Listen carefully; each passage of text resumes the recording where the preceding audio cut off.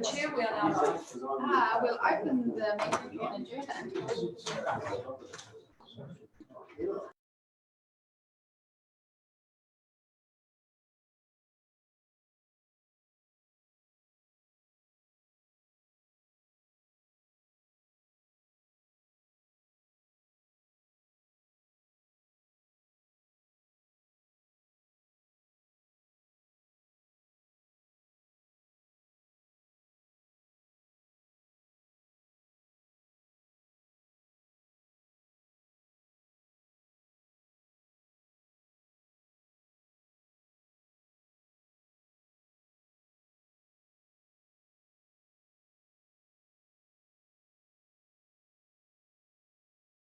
Welcome to members of the public, to the media, to the staff, and on the right page, so we can get started. So just on to the first of all, the apologies for the official council meeting. The apologies. None.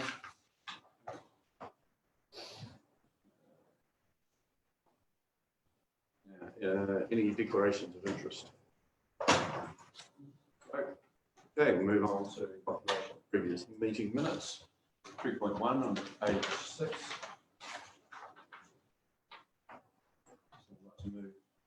Thank you. Any discussion? Put those, all those in favour, please say aye. Aye. Those against? Carried. We've also got some excluded minutes. If no one needed to speak to those, then we accept them as public session, so we don't need to go into public excluded at all. Did anyone feel the need to discuss any matters within those?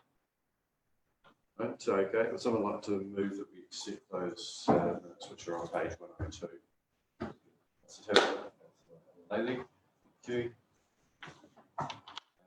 Put those, all those in favour of those being adopted, please say aye. Aye. Those against? That's carried. Right, moving on to the decision reports. We've got 4.1, approval of dog control, section A report, 20 on page 27. And we welcome.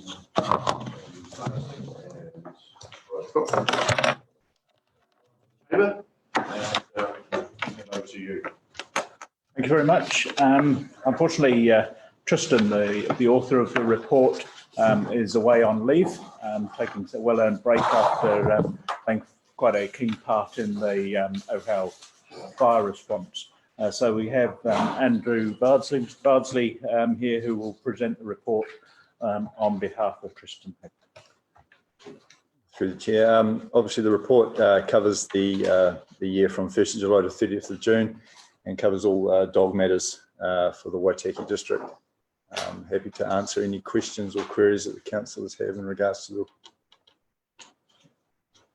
Right, certainly made for some interesting reading. Councillor Hopkins. Yeah, Andrew, thank you, Mr. Chair. Just on page 30, under 1, third paragraph, Council Dog Control Service was carried out by an external contractor on a 24/7 basis, etc. Now, I think I know what that means, because later on the report says, during the latter part of the reporting year, recognition of this need was a key consideration in Council's decision to move from contracted dog control services. So I'm just suggesting that maybe that paragraph in 1 starts with something like at the beginning of the year, Council's, something like that, to make it clear that there was a trend up, because yeah, I just suspect, given that it's going up to Wellington, to people who are totally unfamiliar with the process, there's an ambiguity that bemused the policy analysts in the government. Yes, through the chair, so you're just asking for some clarification about when the transition actually happened and the reasons for it. You need that, because you said it happened later. Yeah. That's fine. Right. Anything else? Okay. Happy with that. So we'll ask someone to move the recommendation. Holding, Councillor Newton. Further discussion? Could I just make a comment leading on from here about you having been at the show last year and the education side of things? And I think that's really important, and particularly, and in particular for worrying the stock, like just the obligation of owners to house the dogs or plug the dogs up. So I'm all for this type of thing, and may it continue. Just through the chair, just in response to that, our senior compliance officer, Mr. Hope, has actually organised a similar event, mainly just for dogs, not as part of the AMP show, for February next year. So we'll be having a lot of dog behaviourists, local vets. We're trying to get the Dunedin Police Dog Squad to come up to do some demonstrations, and we'll be continuing that theme of education for the public, and probably given what's happened in the last couple of months in regards to worrying of stock, we'll have an emphasis also on how people in the rural sector can look after their dogs to make sure that they're actually under control and not damaging farmers' stock. Councillor McRory. Chair, just a very quick question. I see we lost 130 dogs, but found 148. I just wondered, is that a carryover from one year to the next? Sometimes we find dogs that haven't been reported as lost. Councillor, we've got a really good track record in terms of rehoming them. But yeah, sometimes people just don't report their dogs missing, and we come into contact. We had a really good story in regards to one that was found out by the Waitaki Bridge, a big Rottweiler. Wasn't too popular with people, but we got him rehomed, and he's an absolutely lovely dog. But nobody ever came forward and claimed that dog. Oh, look, that's good. No, and it's a very good report, by the way, too. Thank you. I'll pass that on to Mr. Hope. Okay, anyone else? Right, so I shall put that then. Those in favour, please say aye. Aye. Those against, that's carried. Thank you very much, gentlemen, and acknowledge too what comes around Mr. Pope, the work that he did, helping out during that time, as well as emergency management officer, given that officer was away at the time. So it's two in a row where that's actually happened. Yeah, we don't want to lose him from the role we've got. So we'll manage our emergencies better. Sure that but no, please pass on our thanks to him for that role he had. Thank you. Thank you. Now move on to health service. Sorry, yes, no. Sorry, that's going to be a bit later on. We're skipping that one. We're going to the treasury strategy, which is far more thorough. So that's on page 81. Can tranquilizers be passed around before we get to the questions? I'm sure you've had yours already. This nurse did medicate me this morning. Morning, Mr. Paul Hope. Just for clarification, no relation, by the way.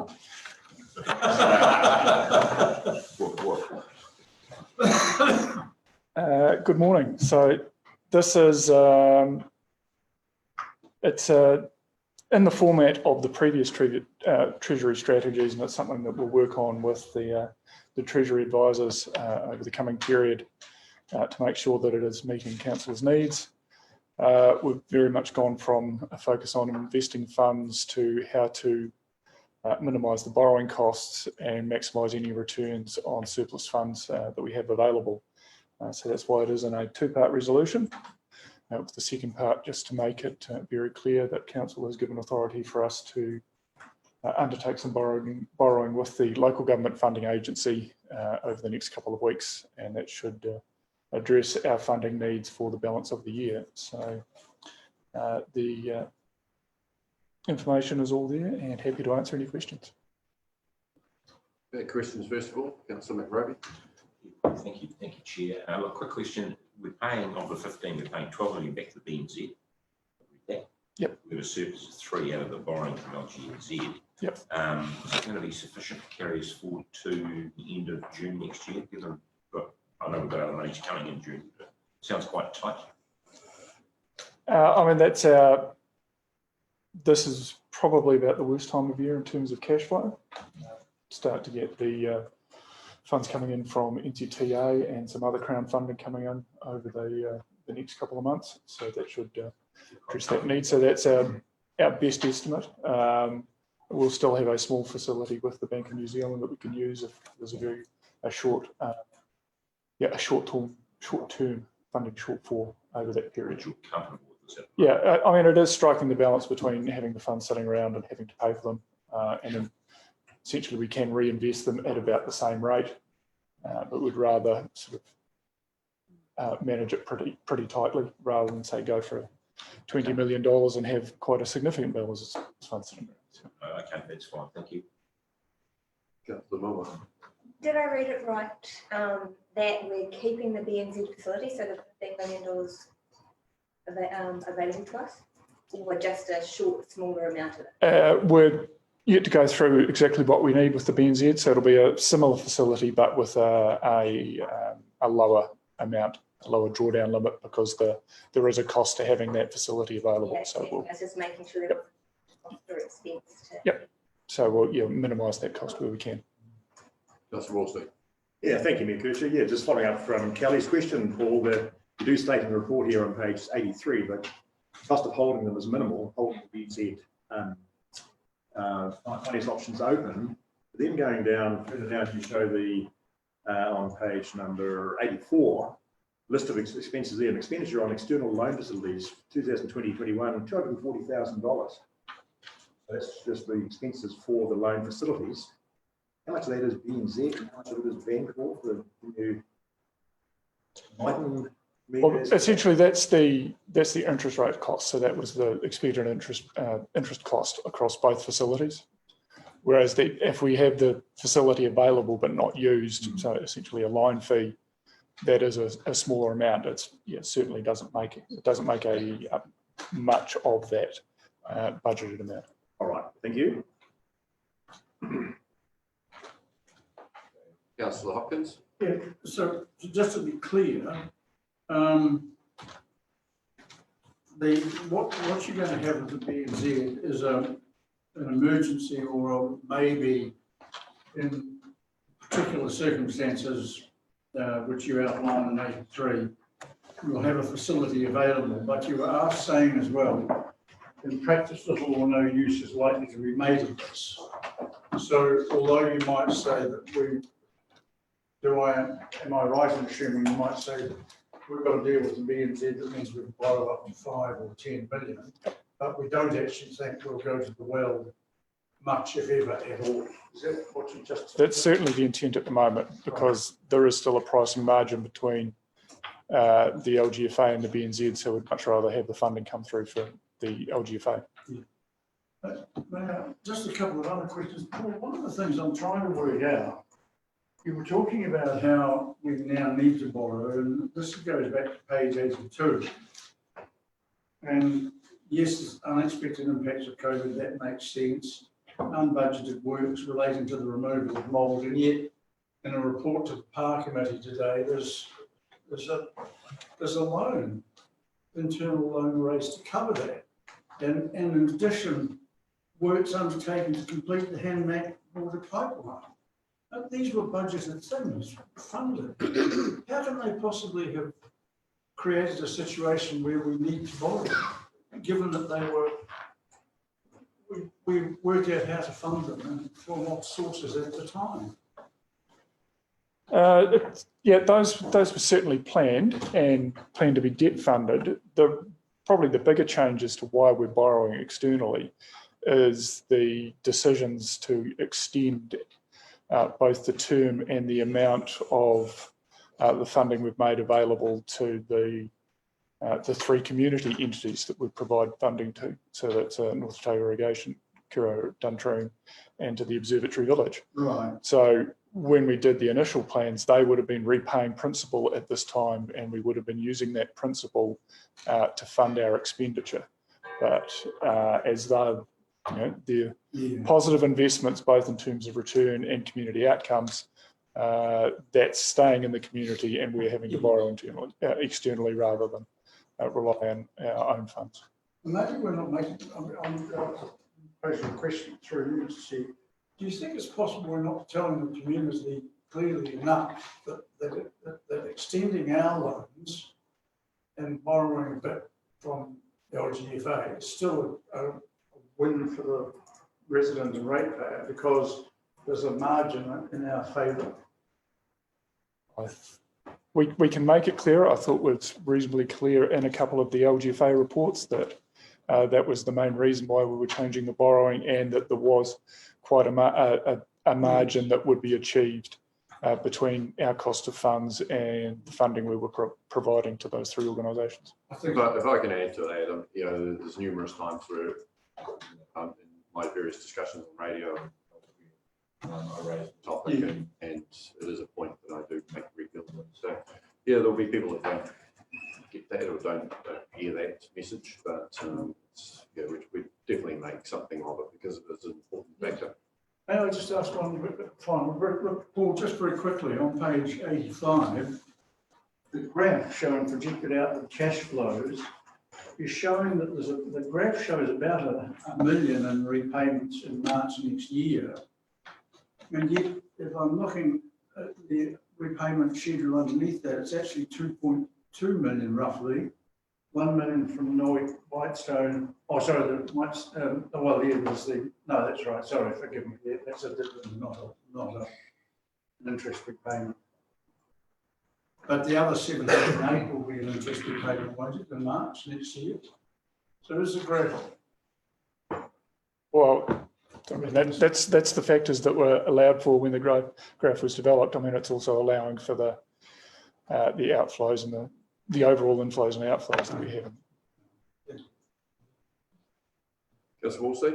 Yeah, thank you, Mick. Just to follow up, I meant to ask you before, Paul, about on that chart on page number 84. Yeah, the last thing was expenditure on bank charges and facility fees, which has almost doubled in the last 3 years from 34,000 to 67,000. Of course, I realise we're borrowing more money now than we were in those days, but the bank charges and facility fees are 67,000. That's a lot of money. Has council actually looked at whether that amount can be minimised in any way? Yes, we have. The fees we charged with the banking facility is actually covered by, it's one of the features of the all of government contract. So BNZ is part of that. And so that limits the fees that we pay. Yeah, it really is driven by, had to increase the size of the facilities, so the commitment fees have increased. And you know, we still accept cheques and do some other things that are actually quite expensive things to maintain. You know, we accept cash, we accept cheques, and the fees on those have gone up as they become less common. So it is all of those costs that are sitting in that. Just a follow-up question. Does that include any costs this year in terms of the LGFA facility being put in place, or is that just normal everyday banking? No, it does include some costs in getting the facility in place, particularly the ongoing Treasury Advisory Service. Okay, thank you.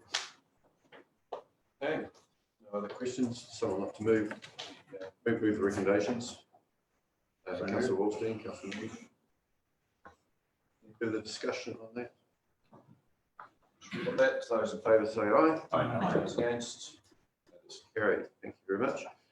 Councillors, we'll now move to item 5.1, the triennial valuation update. And let's welcome our rates team to the council chamber, and also Gibson from the value. Welcome, Hope. So, Mr. Hope, Gibson, I hope he is. I'd hate to try and give his presentation for him.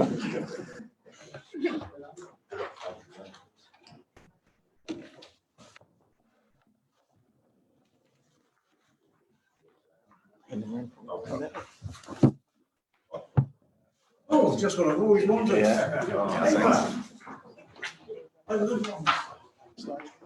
Yeah, just.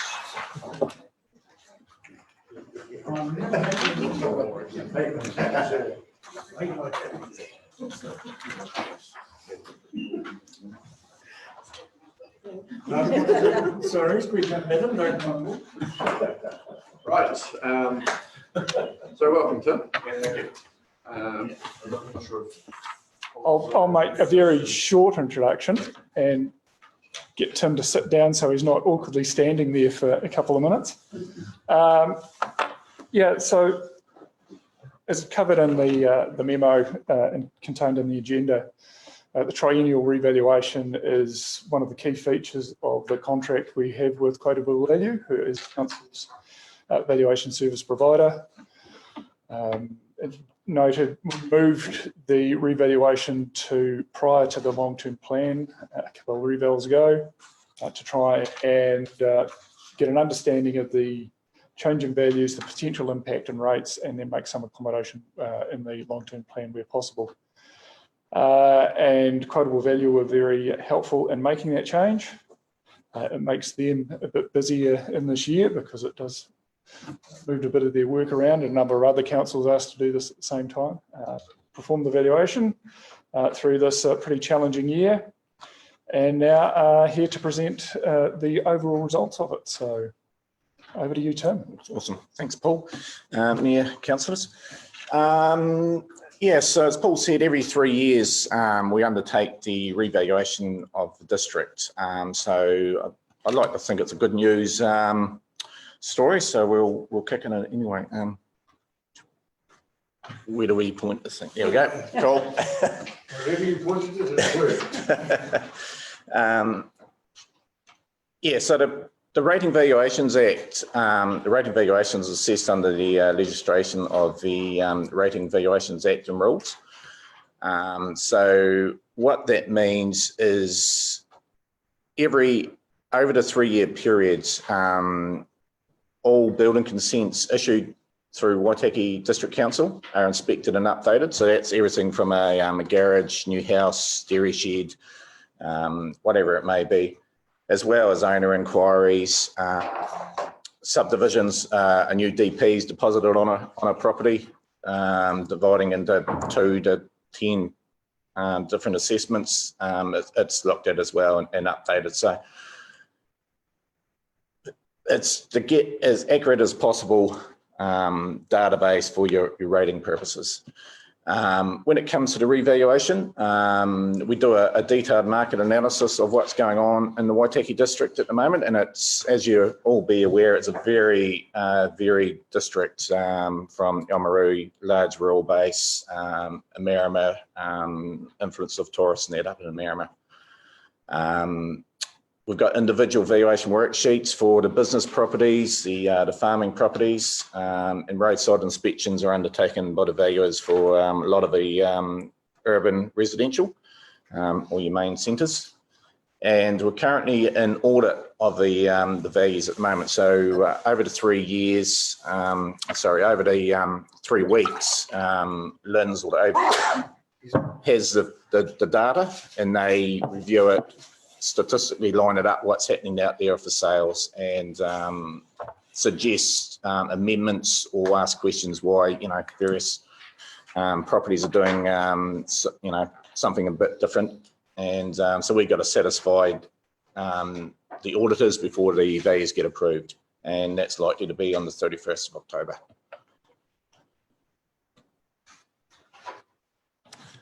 So the rating valuations are a snapshot as at the 1st of September 2020, and they'll be, once it gets approved and implemented, that's the time date for the rating values for the next 3 years.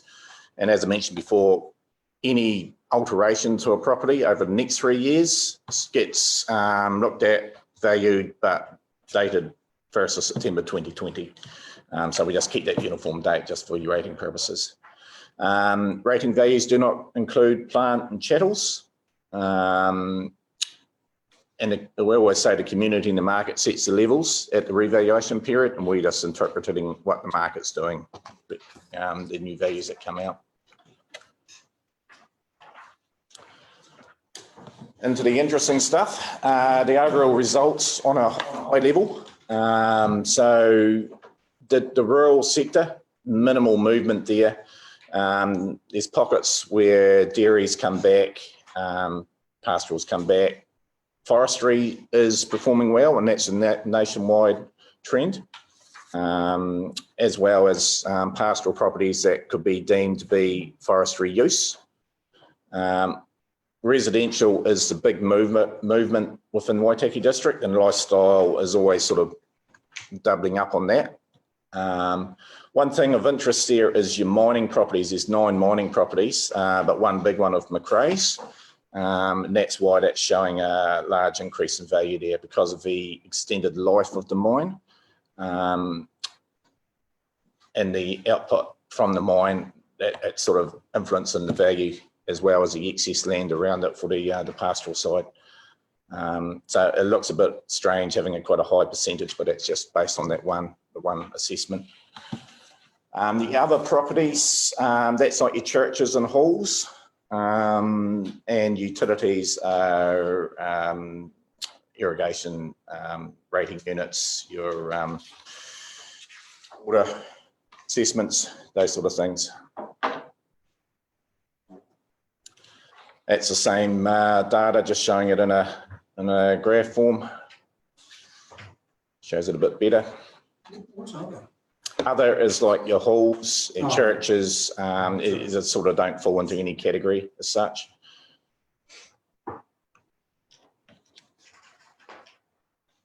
So this is just splitting up the each category into pie chart of value over the whole district. So as you can see from there, your rural, residential are the main big sectors of the pie. And yeah, from there it sort of phases down to lifestyle, business properties, and then all your sort of minor subsets. Same again in the land value in your rural sector there. That's just showing what a big rural component you have in the district. Over half of the value of the rural land values in the rural base. Yep. Can I just ask, what are the percentages for the residential lifestyle? And you've got all those other percentages, but not those. For increasing or the portion of value? Portion of this graph. It doesn't show it here, does it? I think it might be under. It's too dark. Yeah, I can forward a follow up to Paul, and he can forward out if need be. I'll find that for you. I think is that not the table? It's on. The table is showing the value increase, so this is just showing your percentage of total value of a district. But the first one is not an increase, it's just a capital value. I was just interested in the.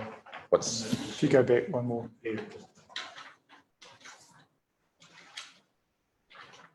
So the table in the first line bar graph is showing the percentage increase or decrease in value.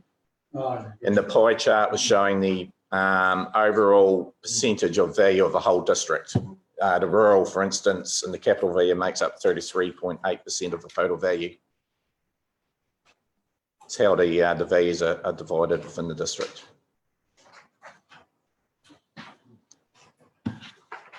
Into the residential, so the been very high growth within the residential, within all areas of Waitaki. Your Waitaki house value movements graph there is the light blue is Waitaki, and the darker colour there is New Zealand's overall increase. And as you can see, the Waitaki movement is outstripping the New Zealand movement, and that's quite common for the provincial type townships and districts, especially off the lower sort of value level, the higher percentage increase. So that's showing what have we done, about 12% movement over the last year for Waitaki district. Oamaru may be a wee bit higher when you look at Oamaru by itself.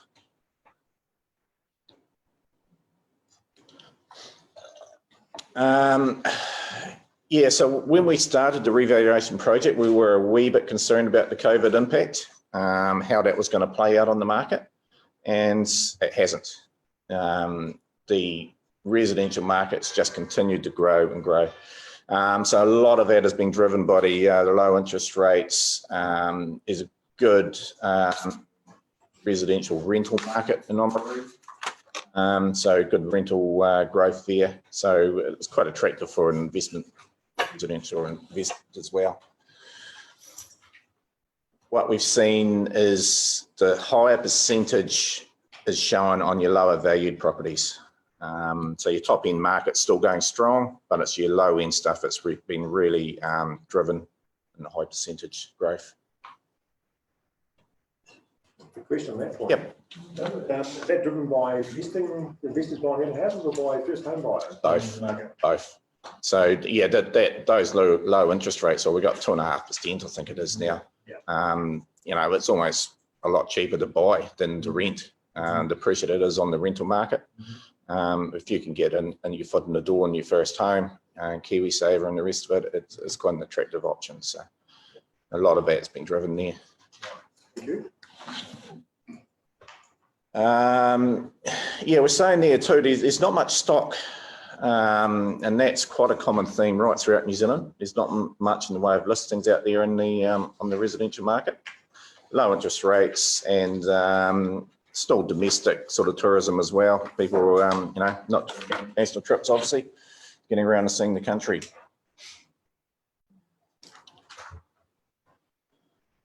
So this is dividing Waitaki into sort of wee subgroups in the residential movement. Is there a reason you put that in there? That will be in Waitaki Valley. Just Otamata's there, but not in there. Yeah, it will be in the one beside it in Waitaki Valley. Oh, well, okay. Right. Yeah. Okay, sorry. Yeah. So your lower valued property are performing higher, and it shows it quite well. Like your Palmerstons, Kurau, they were sort of at a higher percentage than like your Oamaru. In Amarama was about just over 20% on your capital value. Oamaru about 30%. Kurau and Palmerston up around 50%. And that's presumably people covering, if you like, budget locations and snapping things up. Would that explain that to some extent? Holiday homes phenomenon. Yeah, holiday homes and first home buyers or you know. Looking for affordability. Yeah. Your next is showing your average value for each district. Amarama, 500,000 capital value. Kurau, Otamatata, about 400,000. Oamaru, slightly under, about 380. And Palmerston, yeah, just over 300,000. So still fairly affordable when you look at it on a national level.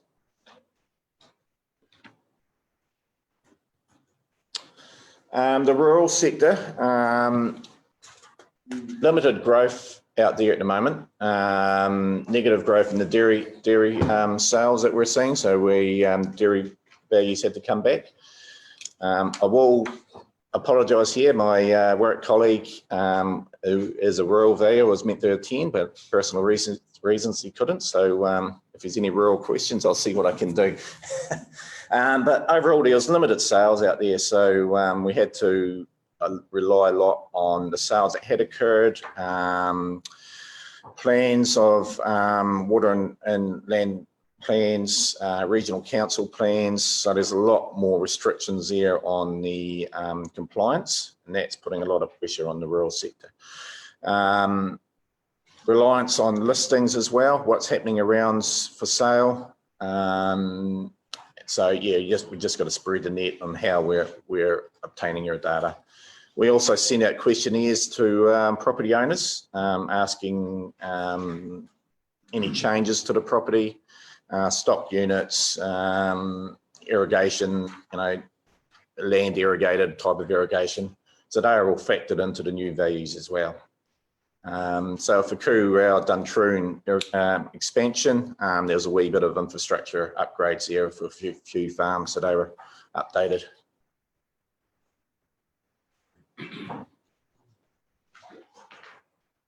And the rural sector changes. So dairy was back 6.7%, pastoral increase 4.7%. A lot of that is driven by that fringe forestry land that could be looked at as alternative forestry use. And your forestry was your big mover there at 34% in the mining property, as mentioned before. So just on that forestry one. Yep. Do you have an idea how much that's driven by the program? Yeah. Yeah. Is it all that? Yeah, it's been driven quite strongly by that. So that's a nationwide sort of factor trend that we're seeing through each revaluation. The highest rural increases generally in the forestry, and the pastoral hill country that may be deemed to be as its best use as forestry.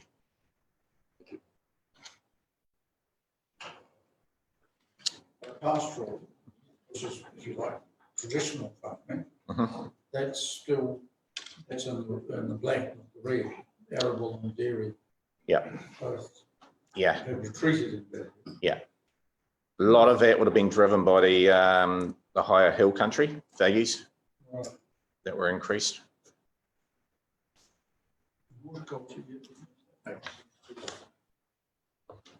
Medical marijuana.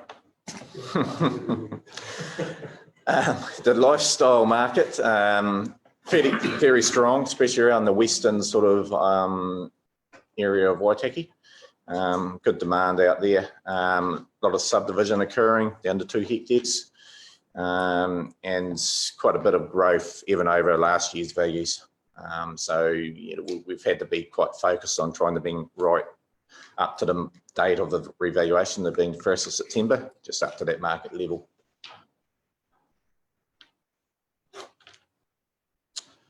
The business properties, so there's been growth in the business, commercial industrial. A lot of it's driven by the yields investors expect of their investments being as low as 6.5% to 7%, whereas 3 years ago that was probably 8% sort of range. Been a wee bit of growth in the rental market, not big numbers, but just that growth, so that sort of just brings the level up. There seems to be a bit of shortage in commercial land as well. You got the industrial park up the north end with still land available there. Obviously, stages still to come on. But the likes of you might have 10 having to you know, purchase and demolish and rebuild. You know, that's sort of being viewed as or a lot of development opportunities.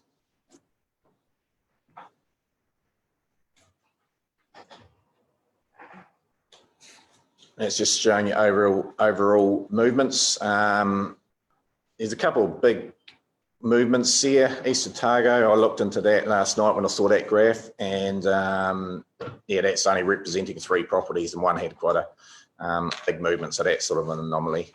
So most things are moving sort of 10–15% in Oamaru, and that's probably your highest percentage of business properties. So how would you deal with that anomaly? If it is not, I mean, because that could potentially impact on rates. Potentially. So if it is anomalous. Well, it's a one-off property where you had to move it in line with residential land.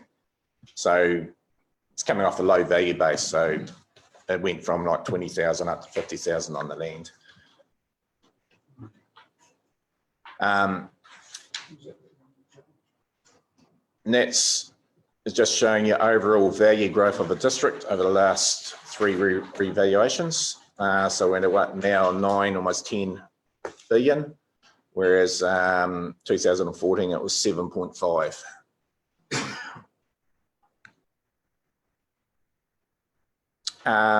Important dates. So once we get the implementation on the 31st of October, owners' notices get sent out. I think that's written down there actually. Early November, and if a property owner is not happy with the value, they can object to it.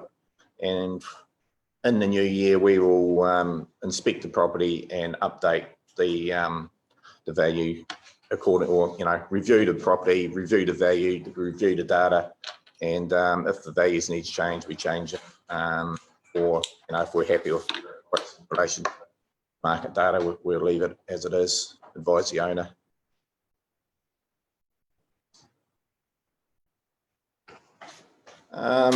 Key dates, where are we there?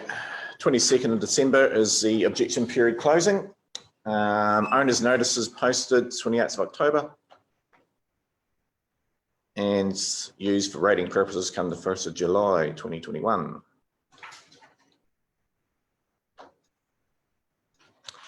Questions? Thank you, sir. You've had a few along the way, I'm sure. Yeah. There's probably lots of anomalies, and it might be more for position, but things like the mining, where we have little actual mining or individual companies in the district, such a massive change.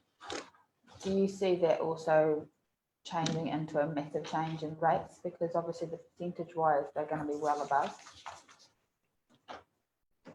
I mean, that'll be a property that we'll look at quite closely as we work through the impacts of the values on the incidence of rate. But yeah, I mean, they're well above the average, so yes, they will see quite an increase.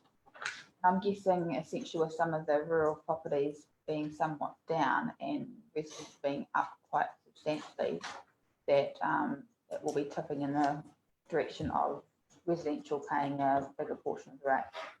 Yeah, that's certainly the case, especially probably the roading rate that's set on capital value and the impact that rural has on that, and probably even more particularly the general rate where we set that on land value.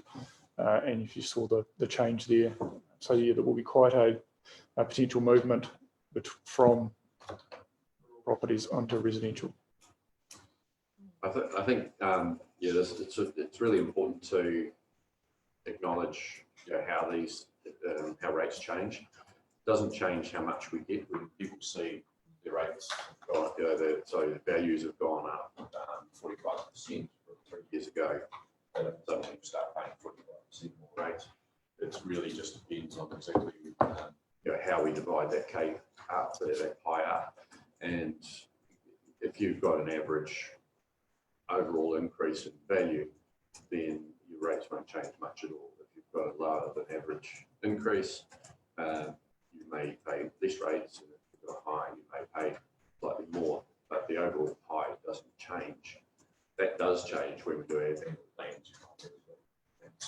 That's the actual total amount is determined. So it's often does scare people when they see some of these changes and think that the rates are going to go through the roof, but they're not. Just touch on a wee bit on what you said, Councillor Tannendale, on Oceania Gold. They pay a differential for withroading of 5%, so that stays the same. That part. Do they also pay extra to eroding, just I hope, on based on the capital value and land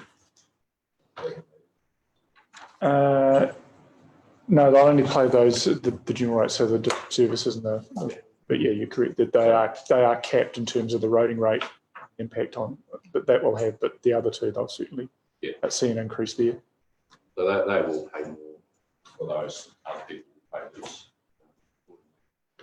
So hopefully it's helpful. Councillor Roby. Yeah, thank you, Chair. Tim, just a question on the timelines. You mentioned at the very start the audit approval would be with you by the 31st of October. Yes. But in your key dates, you're saying owners' notices will be posted on the 28th. Yeah. Explain that differential. Yeah, I think sorry, there may be an error with that 28th of October. So can you remember by any chance? Sorry, put you on the spot.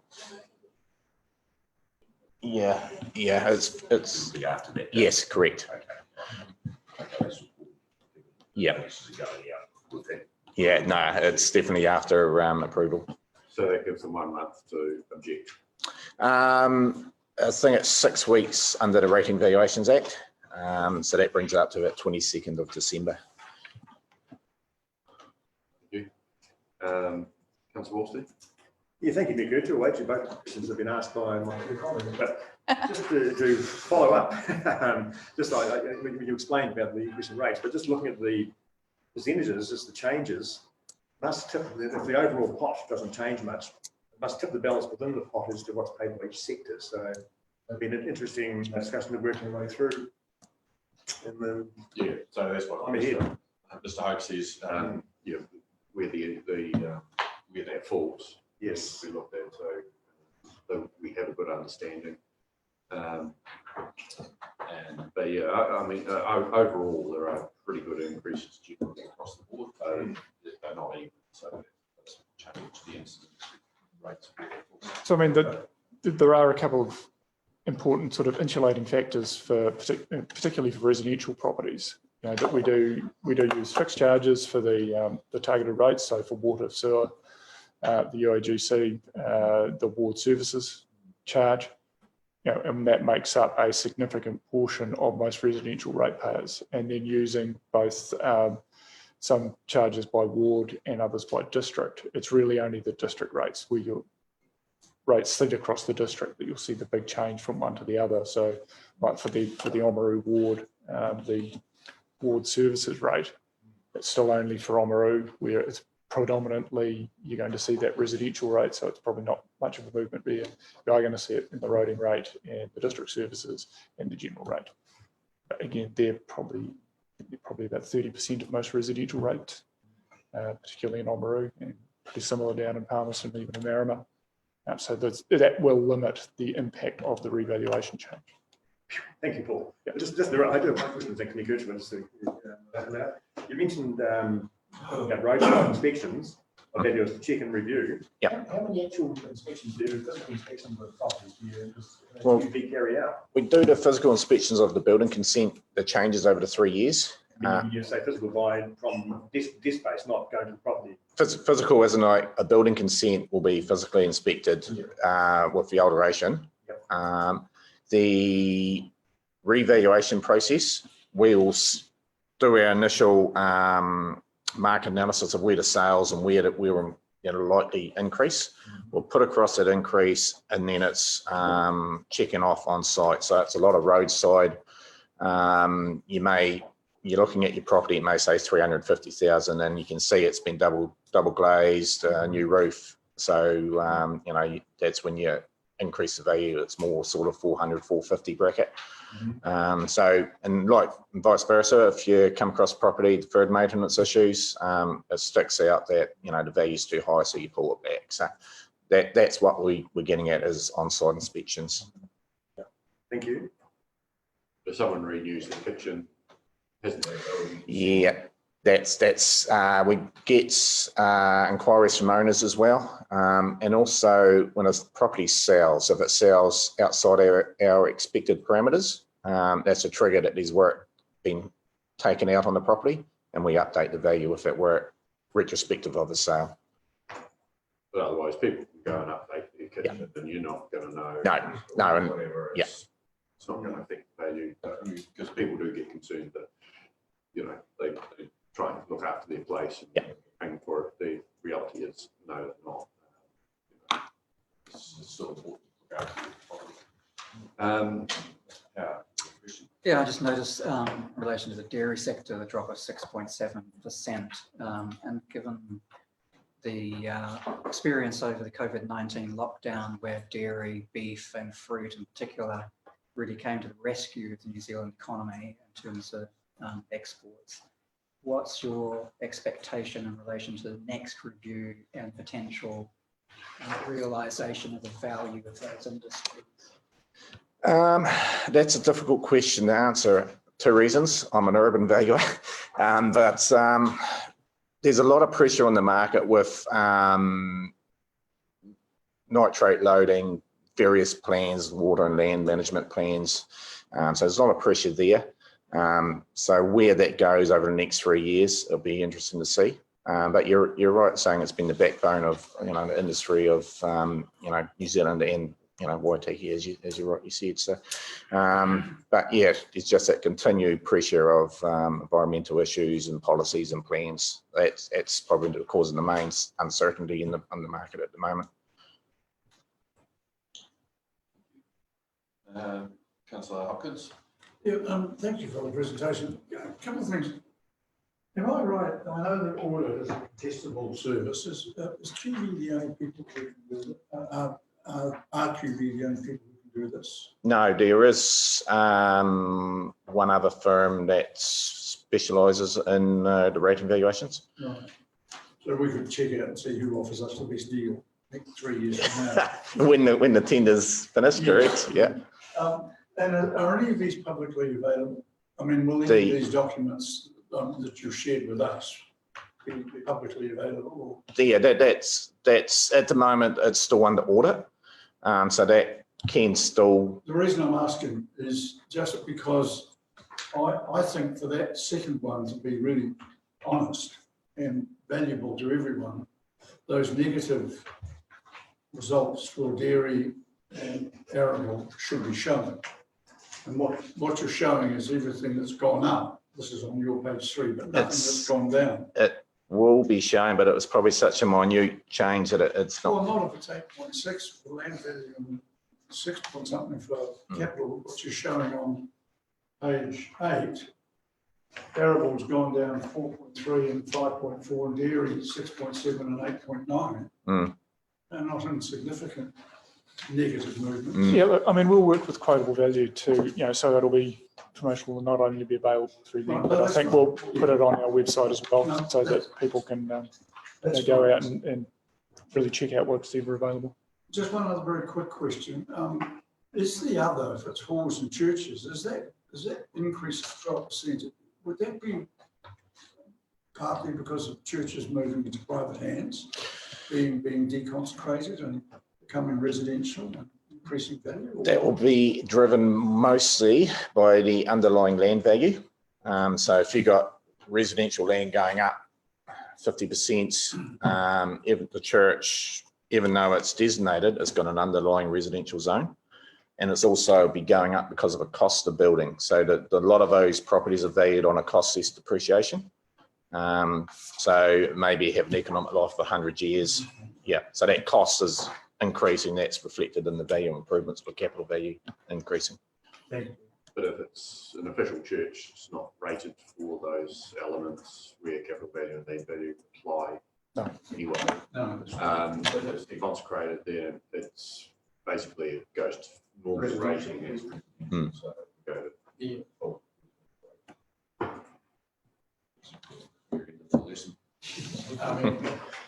Councillor Percival. Interesting. My house is 120 years old, and it only has an insurance value. It doesn't have a value for itself. Because all it is a roof over my head. It's falling apart. So I'm getting value on that, on insurance value, replacement value. That makes sense. On the rating value, the insurance replacement value and a snapshot for rating value are two different things. To rebuild a house that you're describing, if it's say 200 square meters, it may be $600,000-$700,000 to rebuild, whereas its rating value may be, I think the average year for Oamaru was what, 350,000 or something like that. So two completely different things: the rebuild reinstatement value, or the rating value, or the snapshot of a rating value.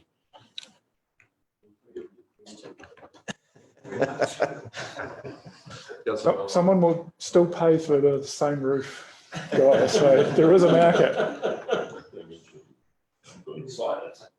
Well, obviously, a plaque saying Guy Percival lived there. Yes. Value anyway. And you can resell the car.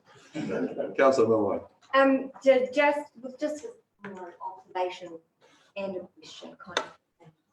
But so focusing on residential, so we've had a huge increase in residential values, which is mainly driven by the lower value properties, which will that be reflected in the end QVs that we see? Because what I'm getting at is our rates are going to be driven up by the whether you're higher or lower than the average increase.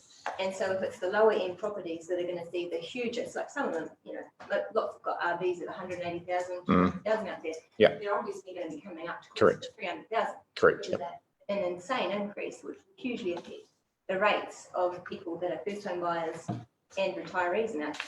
So is that going to be reflected in how we look at things, council-wise, to try and balance that increase out, or does QV try and make those increases not quite so dramatic? We, Depending on the level of the market they're looking at. oh, first, if you want. Like, yeah, I'll, like, quotable value, just go through the exercise of providing the values. How it impacts rates and how we apply rating policy to it is purely a council decision. So once we get the information from quotable value, we'll start doing some modelling and giving you example properties and showing you what does this mean for individual ratepayers, and essentially come up with, is this an issue? What are the options just to actually address that? But we sort of, then when we're sharing a desk, we try and keep the two processes as separate as possible, so they come up with the values independently, and then we decide what we want to do with them and how they should impact rates. I think some examples coming through to us would be helpful. Yep. Those lower end residential properties will be paying more for roading and the amenities, footpath, street light and those sorts of things that they may have in the past. It depends a wee bit on where they are as well, but generally they will pay more for that. But that part of the rates is still only a portion of the overall rates. So it'd be good to know, does that 45% increase represent something like 10% more in rates, or is it sort of more 3 or 4%? So we need to get that so we can give the community a pretty good understanding of where it's going to, what the effect is going to be. Councillor Hopkins? Yeah, just very quickly, Paul, thinking about this and how we allocate rates, I'm just wondering, is it possible that increase in the mining valuation will actually resolve in an equity with regards to that rating differential? Because when we did it with Oceania Gold and Meridian, effectively one being based on CV underrated, the other slightly overrated. This revaluation in the case of OGL may actually, is it possible to rectify that with it? I'd rather save any comment till we've actually worked through the numbers. Okay, all right. I think there's so many moving parts. No. To talk about an individual is pretty much impossible at this stage. No. Okay. Councillor McGrovey? Look, I'll move that council receives and notes information in this report. Thank you. Seconded, Councillor Holding. Thank you. Just speaking to that, thanks very much for all the work that you've done. Obviously, you paid handsomely for that. It has been probably the most complex revaluation I expect due to COVID and other reasons. So I don't envy the task that you've had, but thank you for that. Thanks for being here today. No worries. Appreciate it. And all you and your team. There's a lot of work goes on in the background to actually take those numbers and turn them into, ultimately rates invoices. So, and a bit of work to be done along the way. Just a wee bit more, yeah. Making sure that things are falling where we want them to, as far as equity goes. So anyway, without any further ado, I'll put the motion. Those in favour, say aye. Aye. Those against? Carried. Thank you very much. Thanks, Tim. And we'll now have a break for morning tea.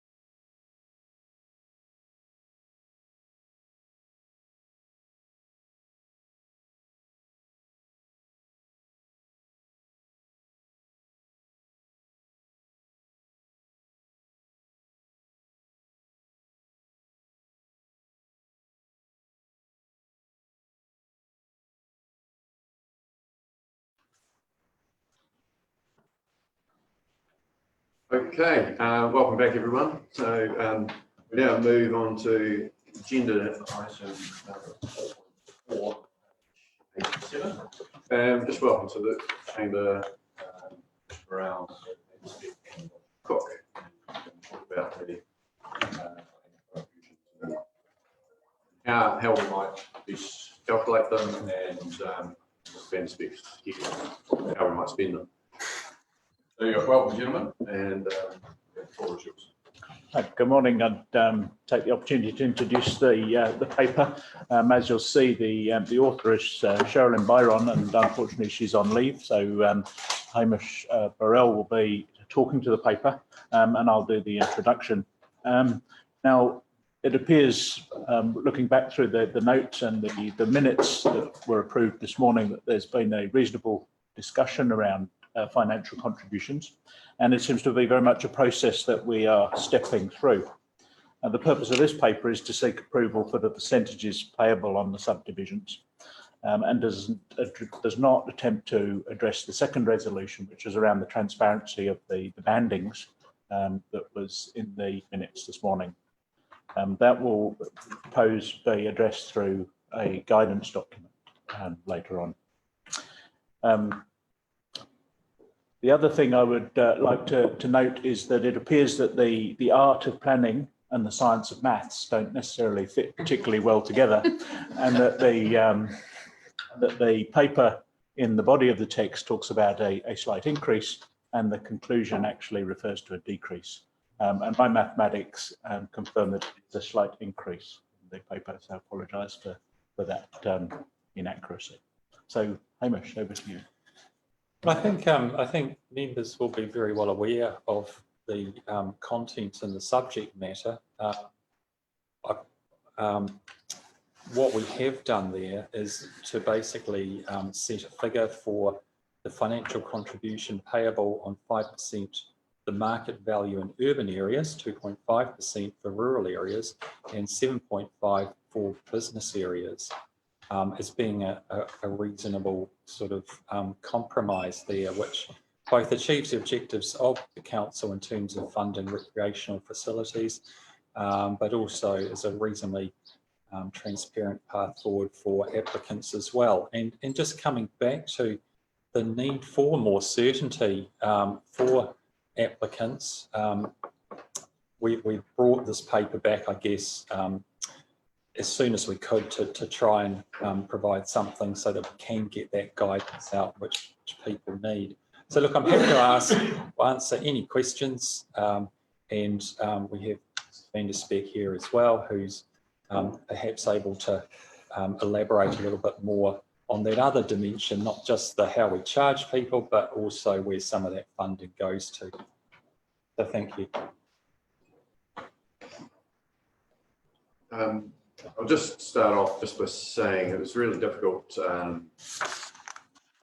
understand some elements of this, and I'd like to think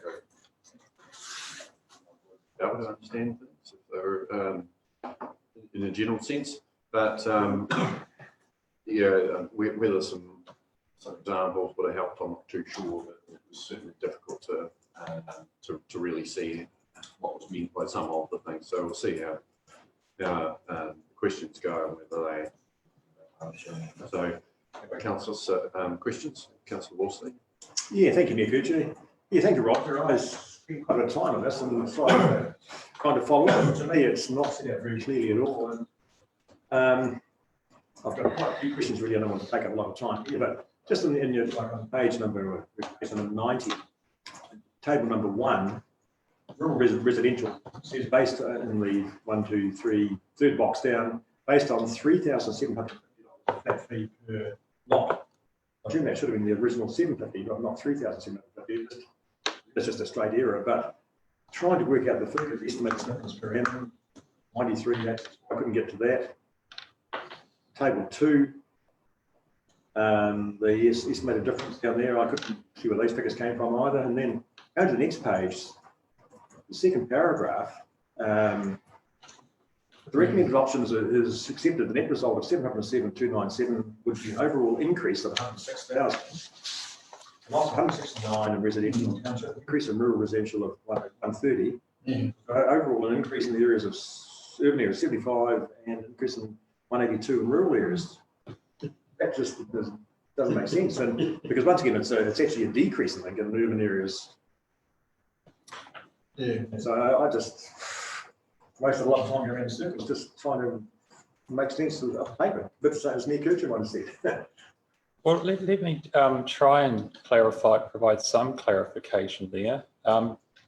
Essentially, what you've got in the first row is the, say, for instance, the residential, where we're looking at the current approach based on 7.5%, which is currently what we're charging. And then if you take 5%, it sort of decreases. So if we went for a revenue gathering exercise with 5%, you'd, as the logic implies, you'd gain a lesser amount, and so on and so forth. I understand that. Yep. And that estimated difference per annum is the amount that council would would be the difference between what we are receiving in theory at the moment, based on the current last year, say, if that was to go forward, versus what we would, under those sort of lower brackets, being the 5% and the 2.5%. So this is that's the essence of it, and we've broken it down into the different zones, areas, rural, residential, rural, and then we've been a little bit more differentiated there, because as I understand it, if you're in the coastal environment, say you are eastward of State Highway 1, then you would probably expect to receive, the market value would be higher than on the other side, as I understand it. Yeah, I understand that Hamish, but going down to table 2, can you explain rural 39,399, the coastal basin 2.5%, 142, difference is 103, yep. And rural general other areas inland 79, difference between rural other areas inland 39,850.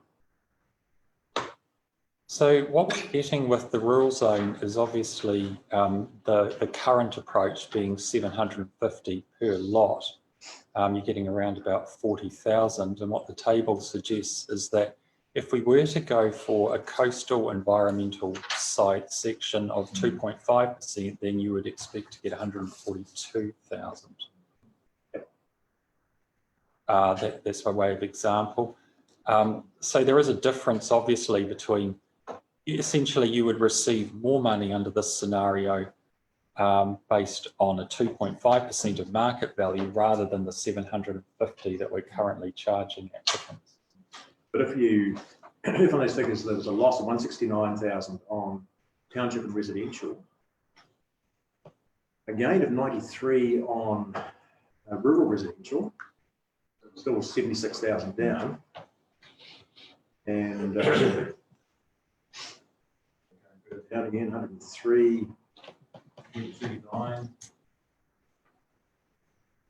If I could just, I too had to redo the maths yesterday afternoon, and the second table, yep. My understanding, the original amount generated is the column on the far left, which is the current approach of 39,399. If we go to 2.5% of the market value, that will generate in rural general coastal environments 142,500, which will give a difference of 103, and a rural general other areas inland 79. The 79,000 is added to the 103. Which No, it's not. No, it's added to the 142. No, the difference below. No, the amount generated is the 103 plus 9, which comes to 182,351. No, sorry, just for clarification, that there's the rural zone, the rural general, and the rural inland, and we're looking at splitting rural, which is currently 750, or your total revenue of 40,000, and we're looking at in 2 different areas, coastal and inland. With coastal, you would you would actually gain more money. So that's why it's a positive figure of 103. And similarly, inland, in the rural area, you would gain a smaller amount, being 40,000. So the revenue would be almost 80,000, 79, but there'd be another, you would be gaining essentially 40,000 compared to what we're currently experiencing in terms of fees charging. I'm getting more confused. I've got a, I'm going to take one more question and see how that goes. Councillor Percival. Hey. Not to see you, Eric. You're the beneficiary of all this money that's coming in. There seems to be an obsession for revenue gathered in here. I thought the object of the exercise was to take a percentage to help and assist recreational needs for the community, not obsessing about how much money we're going to get in. Just for your interest, the last 6 years. This is a question. Well, it is a question. Right. It'll get to a question. Excellent. I thought so. Your average over the last 6 years take from financial contributions has been $238,000. But you have a total of 1.5 in reserve. As a totally rate funded group, why have you got that accumulation there? Why has that money not been used to subsidise active work and promote other activities within your group? It's a lot of money sitting in that reserve.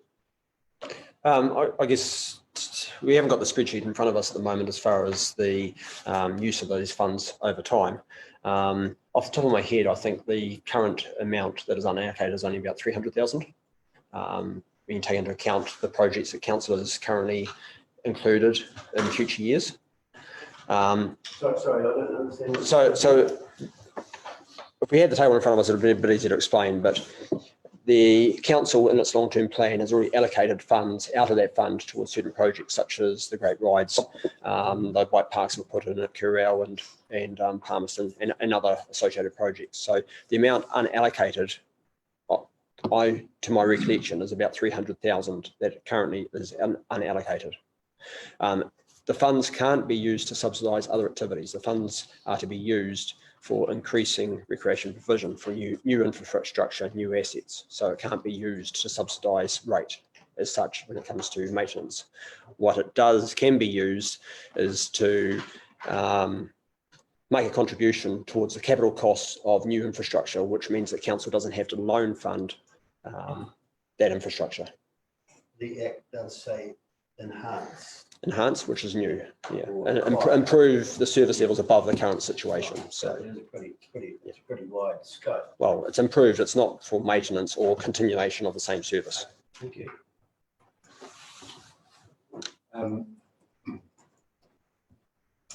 Having read through this a couple of times, still being a bit baffled by some of the terminology. The overwhelming sense is actually we're just trying too hard to try and make something fit.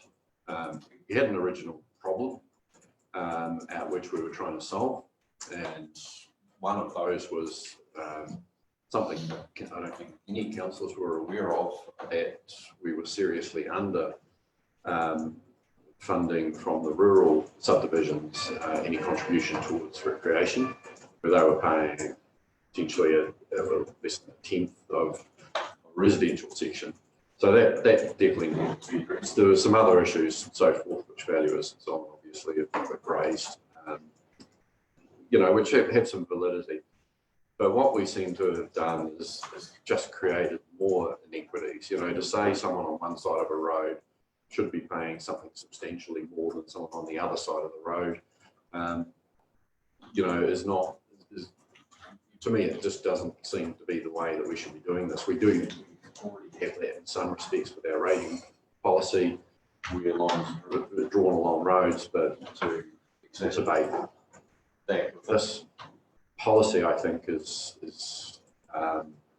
just making further inequities.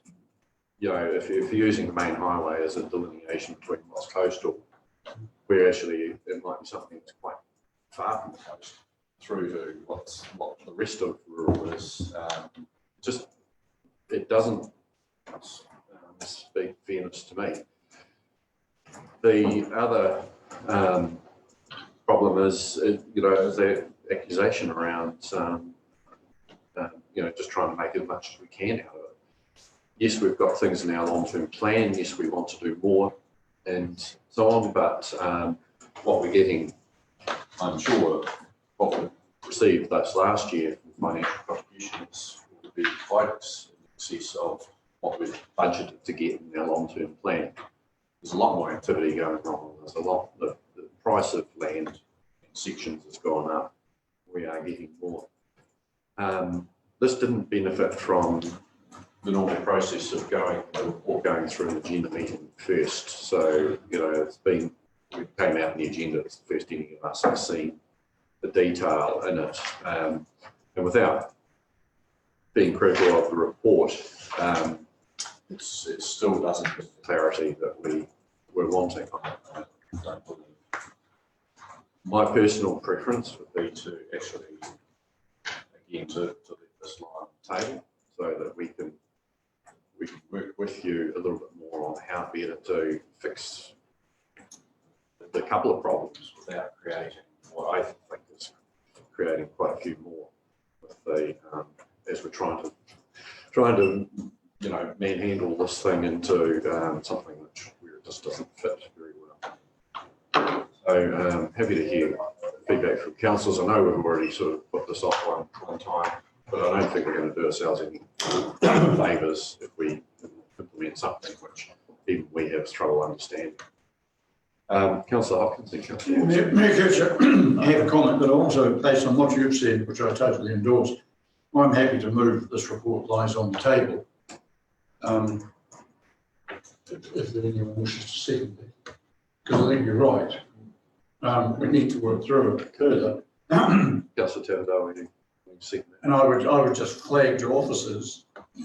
I think some of the things, there are a number of things, numbers Colin's drawn attention to this, I was going to, they don't add up, they don't make sense. There are claims in here that I think are. Okay, so I think made that. Oh, okay. So just any speakers to that motion? Well, may I just ask Eric a question first, please? Eric, one of the things that troubles me on page 91 is a whole list of supposed projects that we haven't signed off or agreed. I don't recall that we've actually said we're going to replace the aviary, because there's a whole lot of, if you like, animal welfare issues there. I haven't seen any proposal for an Open Matata Gateway sculpture and a Marama Adventure Playground. No. Yeah, absolutely correct. The list of projects there was intended to say these are projects that the council can consider this coming LTP. Yes. Yeah. Because they are projects that have been put forward for your consideration for the LTP, which is a discussion that you will be having in the next few months. So am I right in assuming that FCs go in total into the RMA fund? Yes. It's a fund of opportunity based on the amount of stuff that's going on in the market, and we basically look at what's in there and cut our cloth accordingly. Is that correct? Absolutely. Okay. Yeah. Councillor Wallstein? Yeah, thank you, Mayor Kircher. Yeah, I support putting this line on the table because, as I said in the second paragraph, page number was it 91, the figures simply don't add up. They say there's an increase, and then down they go to the conclusion, they say about will mean a reduction in revenue. So it's telling us an increase, and down here it's telling us a reduction. So yeah, I think the report needs to be finessed. Mr. Brett. Just to respond to some of those criticisms. So that we accept that the conclusion did change upon the reevaluation of the tables. But just to be very clear, what we're looking there is to reduce some of the inequity at the current situation where you've got rural land very close by to a town that's paying $7.50 and next door you're paying 7.5% of the market value. How we define the rural area in the future will be, as Mr. Cook has said, through some guidance notes. So that's sort of just finessing that. But essentially, it's not about the difference between one side of the road or another, or could be. But again, you always come back to the fact that you can do a valuation report if you feel you're in the wrong bracket. What this is actually a sort of assistance for officers based on discussions with valuers in and around town as to how it could work. And that's sort of where we've ended up. The scenario that's painted there is one where the value for urban areas would come down, the value for rural areas would go up slightly. So it's a more equitable outcome overall. Thank you. We absolutely want clearer policy for officers to follow, and you know, yeah, we know it needs to be fixed, but I think it is still too blunt. We need to sharpen it a bit more. For example, you know, I would think with the rural, rather than it being 2.5%, you know, why not just continue to have everything up to 5%, for example? But then the guiding document would say, depending on where that bit of rural land is and, you know, some other factors that come in, that 5% can be reduced. And so there's clarity around that, rather than having this, yep, you're only going to pay 2.5%.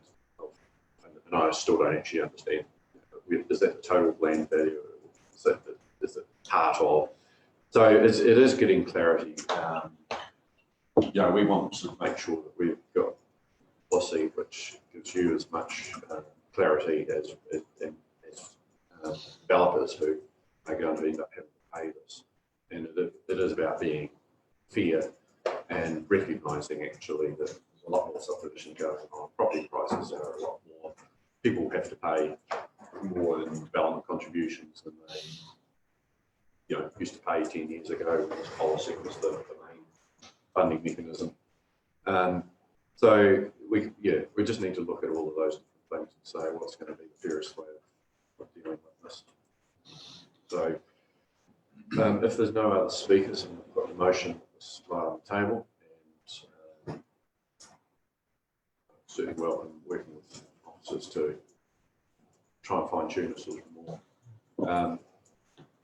I just wanted to say to officers that I would also be, in addition to the comments that the Mayor's made, I would want you to look very closely at this proposal that businesses continue to pay 7.5%. Just had a valuation report in public this morning that indicates that that's a sector that's been negatively impacted by a whole lot of other things. So I would argue that that's exactly the wrong sort of signal to send at a time when it's a sector that's in some strife. So I would just flag that when you come back, I'd like you to have addressed that issue as well, please. Certainly. Given the current discussion, I would just like to say that officers accept your comments, and we would welcome the opportunity to present another paper that gives you a level of confidence and certainty around the decision you'll be making. Thanks, Roy. Thank you, Councillor Kingan. Yeah, I'm just wondering, even after the last meeting, and I was reading the minutes of it yesterday, and thank goodness many mistakes for getting your head around, that it perhaps should go through the committee system. Yeah. So that it comes to council all ready to go. More ready. Well, even having gone through an agenda system would have been to be fair, time didn't allow that. So we'll put the motion, those that lie on the table, those in favour say aye. Aye. Okay. Carried. Thank you.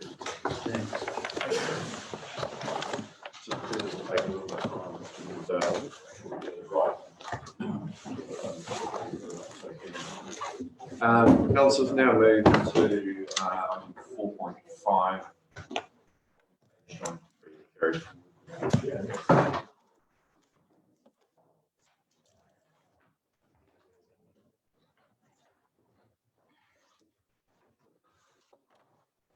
Welcome back. Hello, Paul. Glad to meet you here. Yeah.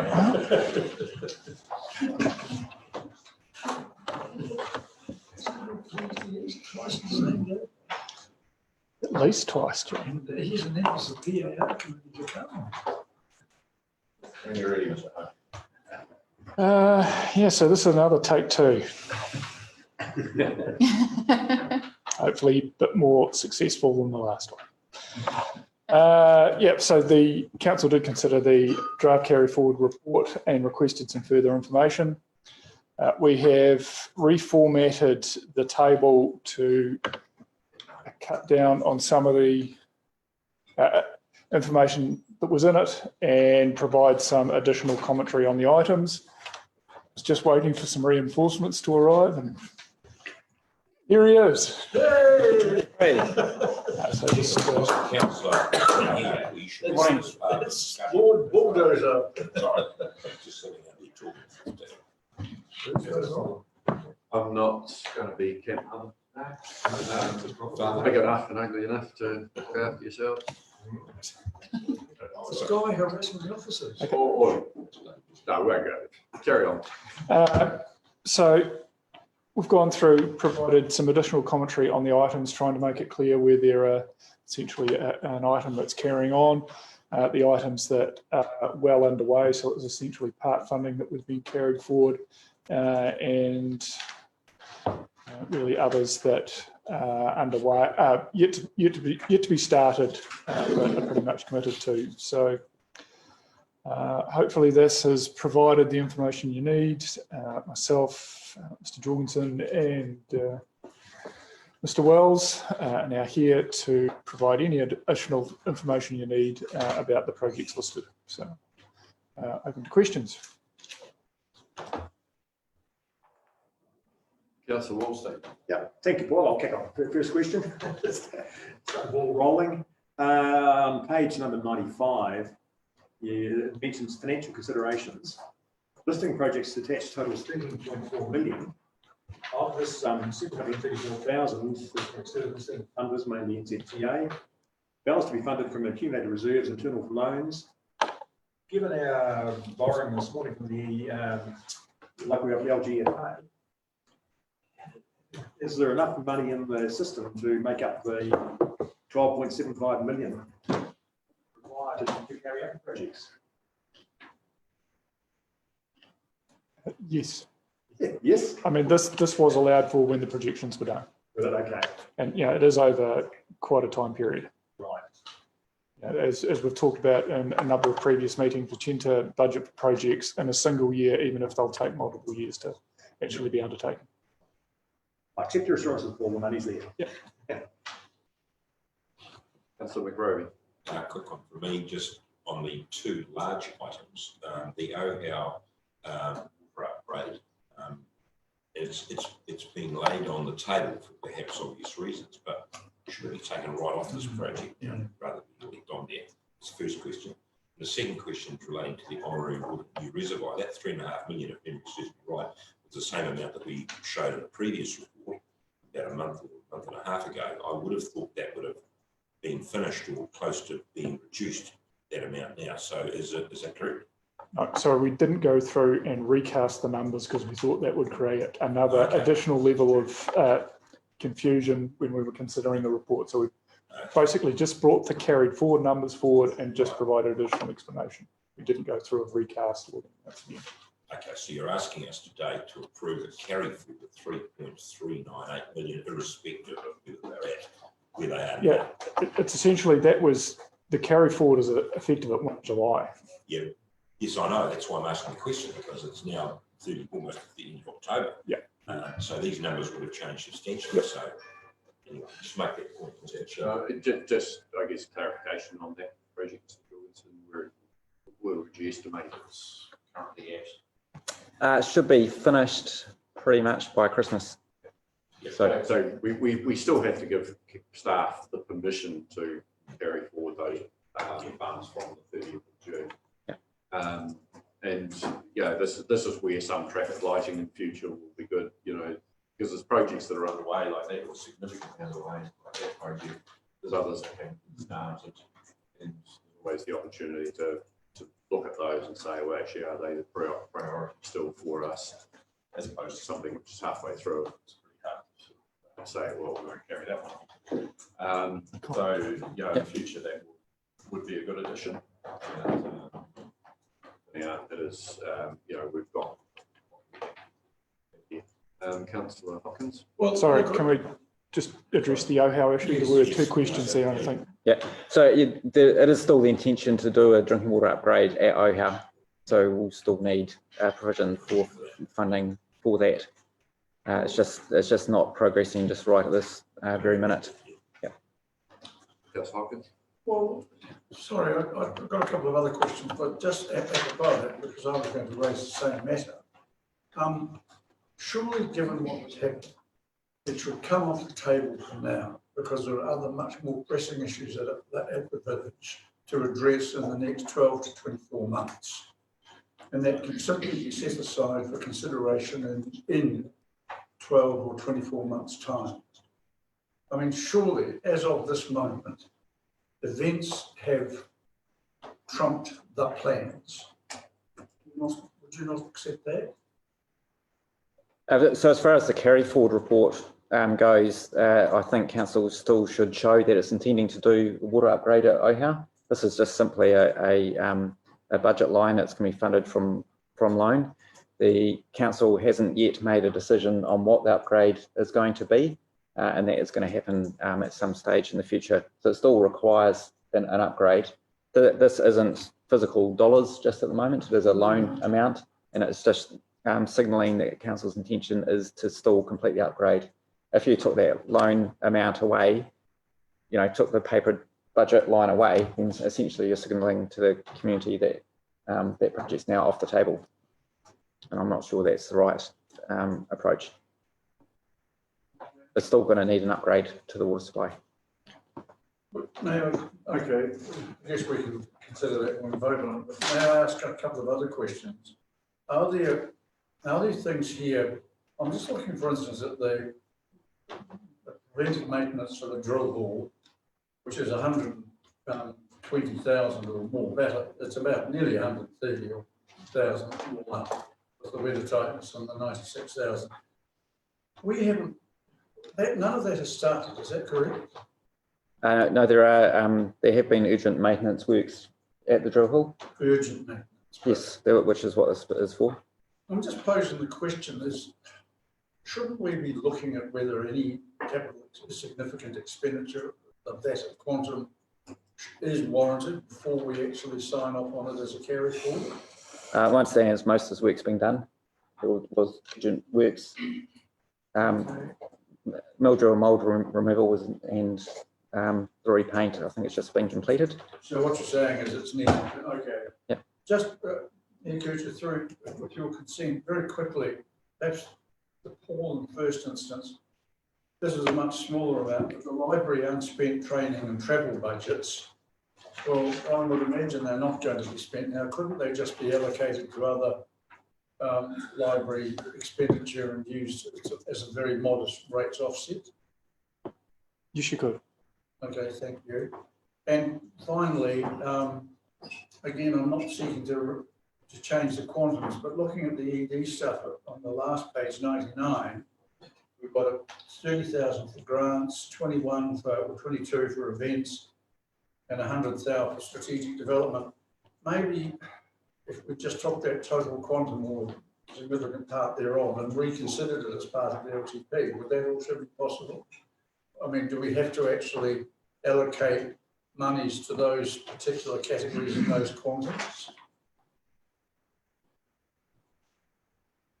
Well, we have to say that we're carrying over 21,000 for events, and therefore we have to spend it on events and we can't use it for something else. That's no, I mean, it's essentially carrying forward what your initial decision was. If it's unspent and uncommitted, council can change how it wants to spend those funds. right. But Well, I just think. all we're doing is reflecting that your original decision and the original intent of that fund. Pre-COVID, wouldn't it? Yes. Just for the completed projects, how does that work for the carrying over projects that are already done? I fit in there with the dollar amounts that are already completed. Yeah, I mean, this is all about a problem of timing, that we generally consider this in August. And so it's, where it is a bit more timely. So some of the things just had to carry on. particularly those that were underway. So yeah, we could have either presented two reports where one it's we need your authority, but we've already spent it, which seems a bit odd. I mean, this whole thing is a bit odd with the timing, and it's really focused on the ones that probably haven't started yet. Councillor Brody. Final question for me, Chair, thank you. So at our next council meeting, perhaps in November, you might be able to give us a position, if this is approved today, to carry forward what the number is likely to be, say at the end of October. That would have an easy calculation to make. I think I don't like seeing a whole lot of projects being carried forward when they've already been approved. And I understand the reasoning for all that. So if it was substantially less than that, and it looks like it will be, given the largest one will be finished before Christmas, is what you said, then it might be down to 10 million, for example. I think would be better to try and report some of the major individual projects through the relevant committee. I think it's something we'd be doing anyway. So we could highlight those projects that were carried forward and the level of completion.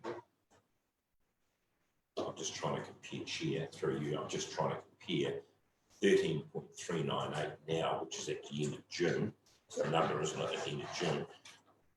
July, August, September, October. What is the position 4 months later? That's what I'm asking. Even if it's a total, I don't really know what the total is. So essentially what progress has been made on the carry forward projects for the year. And then there's, of course, there's the existing year's projects as well on top of that. Thank you. Councillor Wilson. Yeah, thank you, Mayor Kircher. Just a quick question on the RSA development. It just refers to the local bill. Draft local bill was almost complete, discussion with councillors, etc. But bear in mind that was June. Yes. Any progress on that?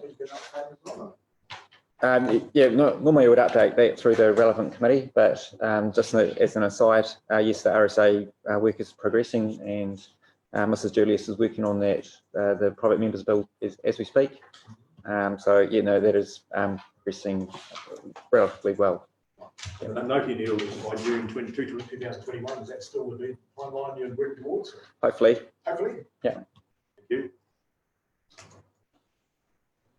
Any other questions? Councillor Norman.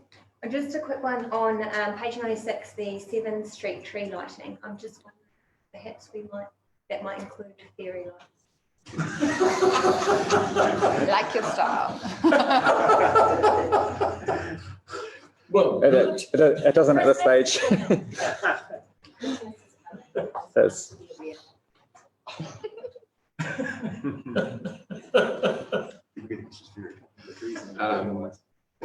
I think an application to the Whiz Bang Fund would be really good for that one. I think probably funded by one agency. That's where I want the ED money to be reallocated. I'll send it to Kelly. Yeah, French real estate agency. Yeah, So so we get sponsored by around one agency.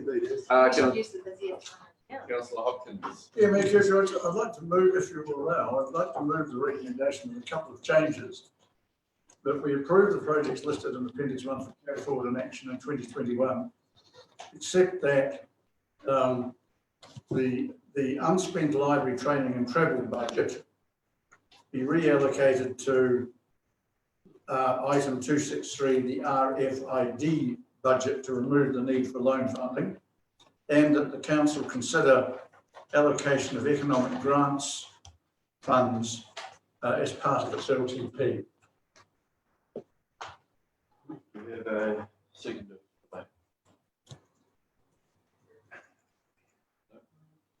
Lapses for one of seconded. Do we have an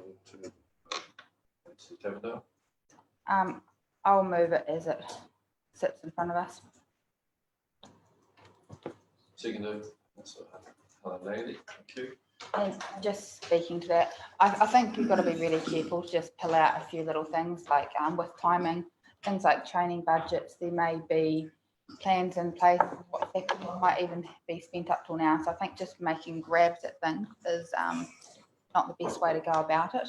You can certainly ask more information on certain areas going forward as to what it's being used for, or if you've got any concerns. But I think we've got to be really careful to stay at a level where we're actually being governance rather than just delving into the detail too much and pulling at random training budgets or anything else like that. I don't think that's good governance. And, you know, you talked earlier about the events budget. We've got coming up a New Year's Eve party, and we've also got our Friendly Day Bay Family Day. So you've obviously got staff members that are working on that, and there's a lot of work happening right now, which is the pivotal time. So I can imagine those unspent budgets are actually being used right now in the planning of those events for our community. So I think we've just got to be really mindful of the consequences of what we do. So I thank staff for this report. Gives a bit more background on things. Just a quick question. There are a couple of items missing from this one compared to the last time. So yeah, some items that were identified that weren't needed to be carried forward were taken out of this report. So do you know what? I was looking for one which I thought was there last time, and I can't see it there. But I'm sure I'm not just making that up. I was looking for Mr. Wells for help with this, and then he was looking to the heavens. So one that comes to mind was 400,000 for business park roading. Yeah. Is that the one you were looking Yes, that's the one. Yep. Which is the difference between the last one and this report. It might have been just one deleted, was it? There may have been a couple of other smaller ones, but that one's the largest that I took. The difference is Councillor Kingham. Yeah, I just worry that we're making things hard for ourselves. This doesn't have any impact on rates, and so I don't think it's the time to go and changing things. So I think we should get this through and get on with it. Councillor Hopkins. Well, just speaking very briefly, Mr. Hope said we could adjust things. I was simply, it was 70,000, two line items, more or less the same. One was going to be loan funded, that cost ratepayers a little bit of money. As far as the ED allocations are concerned, I wasn't seeking to actually move funding.